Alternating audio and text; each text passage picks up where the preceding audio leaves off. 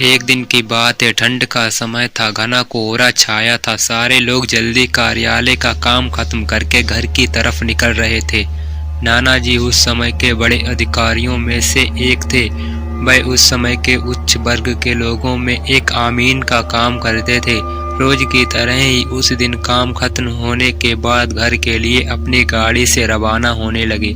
रास्ते में उन्हें हाट से कुछ सामान भी लेना था, तो वे और साथियों से अलग हो गए। उन्होंने घर की कुछ जरूरत के सामान लिए और गाड़ी आगे बढ़ा दी। आगे जाने पर उन्हें कुछ मछली बाजार दिखा और वे मछली खरीदने के लिए रुक गए। ताज़ी मछलियां लेने और देखने में टाइम ज़्यादा ही गुजर गया। उनकी जब अपनी घड़ी पर नज़र गई तो उन्हें आभास हुआ कि आज तो घर जाने में बहुत देर हो जाएगी और ये सब लेकर घर पहुंचने में काफ़ी समय लग जाएगा। फिर यही सब सोचकर उन्होंने सोचा कि क्यों ना जंगल के रास्ते से निकला जाए, तो जल्दी पहुंच जाऊंगा। तो उन्होंने अपना रास्ता बदला और जंगल की तरफ अपनी गाड़ी को घुमा लिया। समय 12 बज चुका था। गाड़ी तेज रफ्तार से आगे बढ़ रही थी। अचानक तेज ब्रेक के साथ गाड़ी को रोकना पड़ा। उनकी गाड़ी के आगे एक औरत जोर जोर से रो रही थी। उन्होंने सोचा, इस वीरान में ये औरत क्या कर रही है। उन्हें लगा कि कोई मजदूर की पत्नी होगी जो नाराज होकर घर छोड़कर जंगल में भाग आई है। तो उन्होंने उससे पूछा कि यहाँ जंगल में तुम क्या कर रही हो, लेकिन उसने कोई जवाब न देकर और जोर जोर से रोने लगी। सारे जंगल में उसकी हूँ हूँ सी सिसकियाँ गूंज रही थीं। फिर नाना जी ने पूछा, तुम्हारा घर कहाँ है, लेकिन वो कुछ भी ना बोली। तब नाना जी ने कहा कि आज चलो मेरे घर में रहना, सुबह अपने घर चली जाना।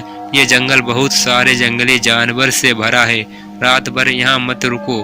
चलो आज मेरे घर में सबके लिए खाना बना देना और कल सुबह अपने घर चली जाना। उसने ये सुना तो झट से तैयार हो गई और गाड़ी में पीछे की सीट पर बैठ गई। सिर में बड़ा सा घूंघट डालने की वजह से उसका चेहरा छिपा हुआ था। कुछ ही देर में गाड़ी घर के दरवाजे पे थी।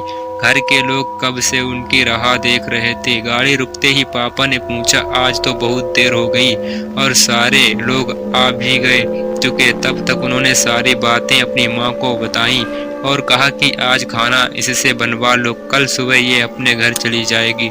इतनी रात को बेचारी जंगल में कहाँ भटकती, इसलिए मैं ले आया। पर पापा को कुछ संदेह हो रहा था कि कहीं चोर तो नहीं रात को सोने के बाद या खाना बनाते समय कहीं घर के सामान ही चुरा कर ले जाए। पर बेटे की बात को कैसे माना करती। उन्होंने उस औरत को कहा, देखो आज तो मैं रख ले रही हूँ, लेकिन कल सुबह होते ही यहाँ से चली जाना और रसोई में ये सामान उठाकर ले जाओ और खाना बना दो। उसने फिर से जवाब नहीं दिया, बस हूँ हूँ की आवाज़ बाहर आई और वो सारा सामान लेकर माँ के पीछे पहुँच दूर चली गई। रसोई में सारा सामान रखवाकर माता जी ने उसे खाना जल्दी बनाने की सख्त हिदायत दी और वहाँ से चली गई। लेकिन उनका मन कुछ परेशान था। लेकिन फिर 10 मिनट में रसोई में उसे देखने चली गई कि वो क्या कर रही और उसका चेहरा भी देखना चाहती थी। लेकिन वहां पहुंचकर आया जैसे ही उन्होंने रसोई घर का नज़ारा देखा, उनकी आंखें फटी की फटी रह गईं। उनके पैर बिल्कुल ही जम गए। उनसे आगे जाया जा नहीं रहा था। उनके हृदय की धड़कनें रुक गई थीं और औरत रसोई में बैठकर सारी कच्ची मछलियां खा रही थी। सारे रसोई में मछलियों का खून बिखरा पड़ा था। उसके सिर से घूंघट भी उतरा पड़ा था। इतना खौफनाक चेहरा आज तक उन्होंने कभी नहीं देखा था। बाल नाखून सब बड़े हुए थे। मछलियां खाने में मगन होने की वजह से उसे कुछ ध्यान भी नहीं था और खुशी से कभी तो वो आवाजें भी निकाल रही थी। हूँ हूँ सी आवाजें गूंज रही थी। रसोरा पिछवाड़े में होने की वजह से और लोगों का ध्यान भी इधर नहीं आ रहा था। माँ को भी कुछ नहीं समझ आ रहा था कि चिल्लाने से कहीं घर के लोगों को नुकसान न पहुँच जाए। वो चूड़े से अपने घर को कैसे बचाएं, उन्हें समझ नहीं आ रहा था। बस भगवान का नाम ही उनके दिमाग में आ रहा था। अचानक भी आगे बढ़ने लगी उसकी तरफ और झट से एक थाल लिया और चूल्हे की तरफ दौड़ी।